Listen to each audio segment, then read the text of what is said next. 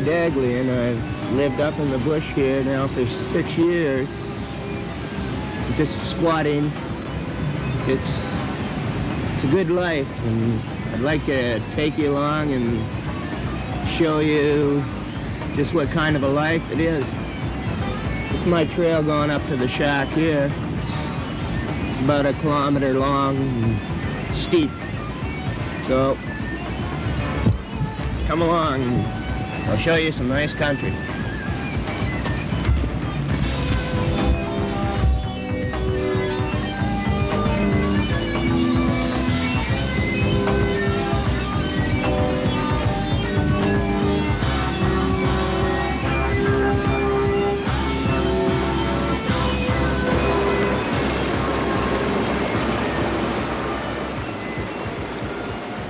Been up here 6 years now.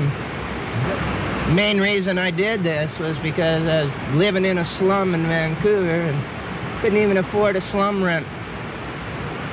It's just crown land here. It's government land.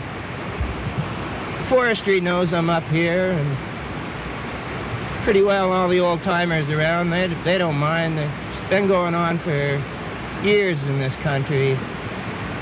Squatter's a pretty well accepted thing.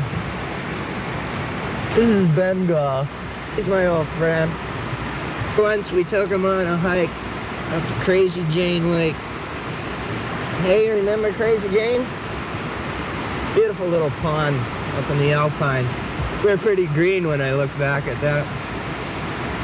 See a lot of people out today pretty green, carrying 40-pound packs, and they're going for a day or two.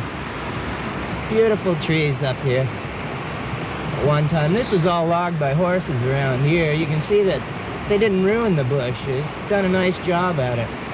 Selective logging, that's what it's all about. This clear cutting is, looks like they went through it with an atom bomb or something. That's what I do most of my time since I've lived in the bush, is plant trees for 4 months out of the year. I pretty well live off that. My only expenses basically are food and entertainment. It's a little lonely, but I don't know, I've always liked getting off in the woods by myself. Yeah, quite a few people, friends, bring their friends out from the city, and they think this is quite a hike and quite a place. And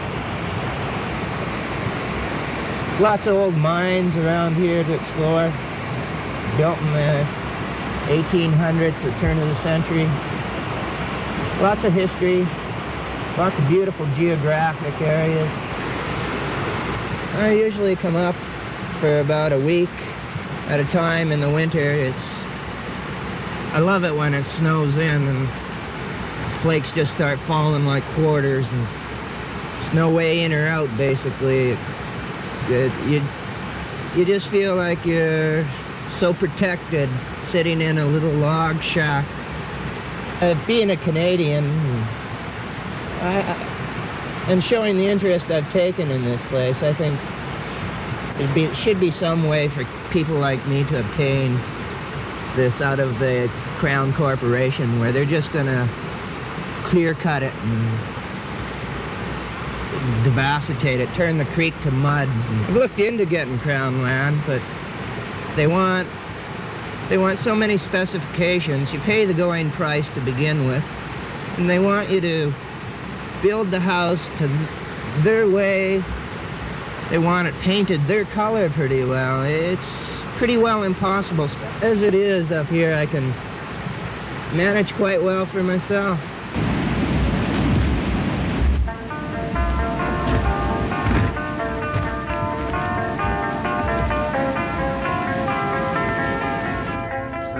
These are the Valhallas, and this is the country I spend my days in. Lots of good fishing, lots of good walking. There ain't much logging. So grab a boat and get out and see the country.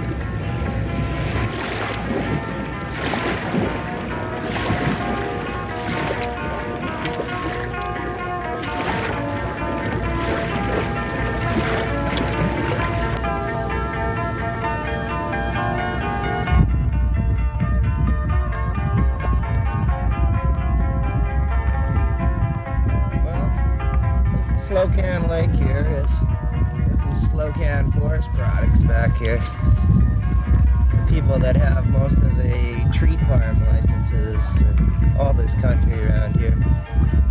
We haven't got these mountains up here, the Valhallas that we're going out to, but we're trying to get them.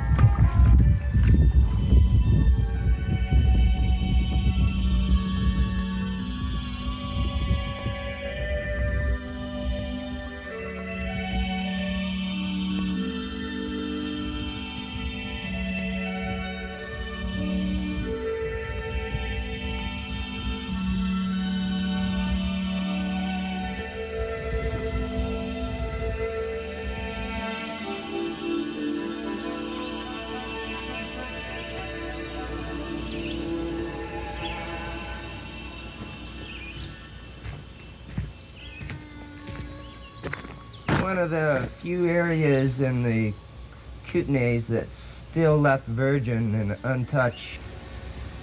It's all above 6,000 feet pretty well. It's all alpine.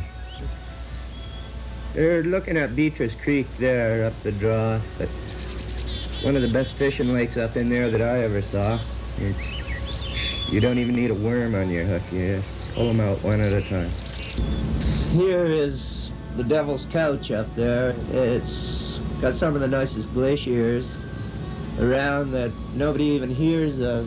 My next project is to climb that mountain. There was 3 permanent Indian villages, they say, on the lake. There's interior Salish around here. They're pretty well fish eaters. Live pretty much on the lake and out of their canoes.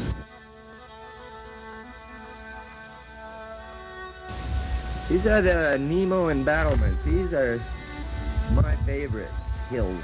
They're probably the most aesthetically pleasing creek in the valley. It's not been burnt or logged or touched by human hand for hundreds and hundreds of years. The trees are 6 feet at the butt in there. There's no undergrowth. It's just moss-covered carpet for walking.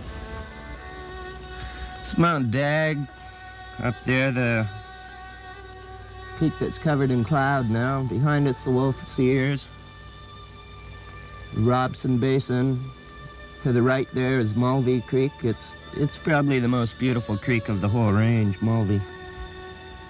Some mornings you see, looking from being up and looking down, you see the valley covered in fog, and it always reminds me of just a big sheet of glacier ice still covering the bottom of the valleys, and